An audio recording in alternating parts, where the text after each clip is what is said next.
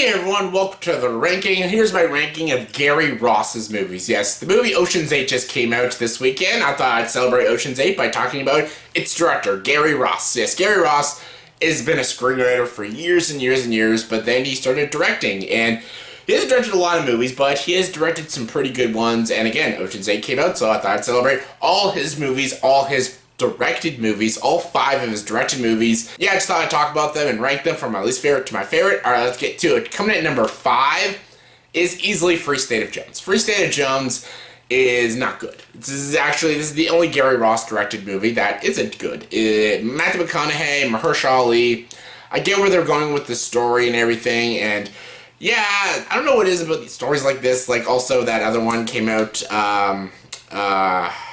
Birth of a Nation also came out that same year. Neither one of those movies were that great and shit, but this one I could see it was trying and stuff. There's some brutal action sequences. Matthew McConaughey is really trying his heart out in this film, but it just doesn't work. It's kind of dull, it's a bit derivative at times. Mahershala Ali's also pretty good, but I didn't really remember any of these characters. It was overly long, very drawn out, and just, I don't know, nothing about it really educated me. There's nothing really all that inspiring about the film and stuff, and it wasn't really that engaging either, and yeah.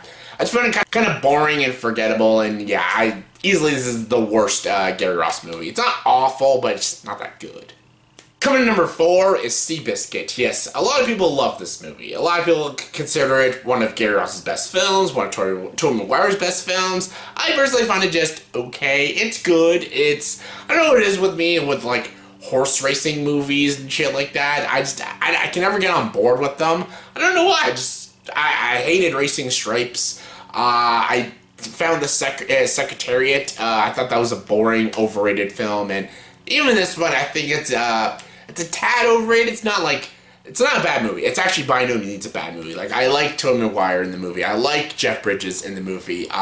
There is some very touching moments and feel-good moments, but it is overly long. I don't know what it is with some Gary Ross movies. It's very overly long. It's very predictable, and I don't know. I couldn't get invested with the movie. That's just a personal opinion. Like, some people love this movie, consider it one of the great sports movies, which is cool, but I just personally couldn't get invested in it. It's a fine movie, it's a good movie, just not one of my favorites. Coming in number 3 is Ocean's 8. Yes, Ocean's 8 just came out. I saw it, reviewed it, and liked it. This had no reason to be good. I'm just saying, like, this movie had no reason at all to be good. This movie could have been an utter failure, could have been another Ghostbusters 2016, but it wasn't. It was good. It had good twists, turns, well directed, a really good cast. Anne Hathaway stole the film. Cate Blanchett, Sandra Bullock, Rihanna were all fucking good. The direction was good. There's some good cameos from the original trilogy and stuff. And yeah, it's just a fun movie. It's a flawed movie, but it's still very fun. It was very enjoyable. And yeah, I had a good time with this one. And yeah, it's third best. Coming in number 2 is The Hunger Games. Yes, The Hunger Games is the only Hunger Games movie Gary Ross directed, because all of them were directed by Francis Lawrence, who did actually a better job, but Hunger Games still a good movie. There was a lot of shaky cam in this film, which I did not like. This movie could have easily been an R-rated film, but he dwindled it down to a PG-13 because, you know, money.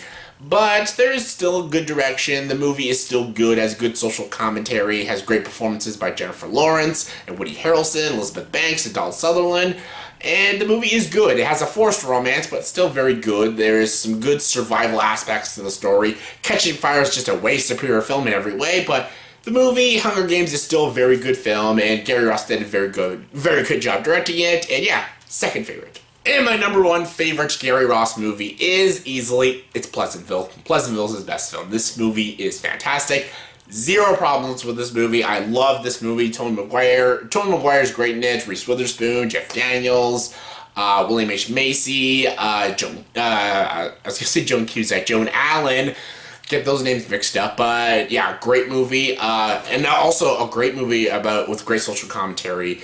It's a fantastic movie about time periods and TV programs and stuff, because it's about this brother and sister in the 90s, and they go into this television show that takes place in like the 50s. It's all a world in black and white and stuff, and it's a world that they only know their own world and stuff, and then they learn about new things about human beings and stuff, and it's fascinating. It's interesting. I love this movie. It's a good comedic film, but also also a good character study and a good study about people's environments and stuff. It's a really good, about towns and stuff, small governments and stuff. It's a really great film.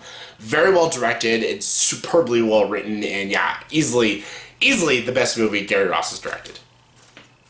So yeah, that's my ranking of Gary Ross's movies that he's directed, from my least favorite to my favorite. Say in the comment section below, please tell me, did you agree with this ranking? If not, give me your ranking of all 5 of Gary Ross's directed movies from your least favorite to your favorite. Comment below, let me know. And as always, for this video, please like, subscribe to this channel, and join the dark side.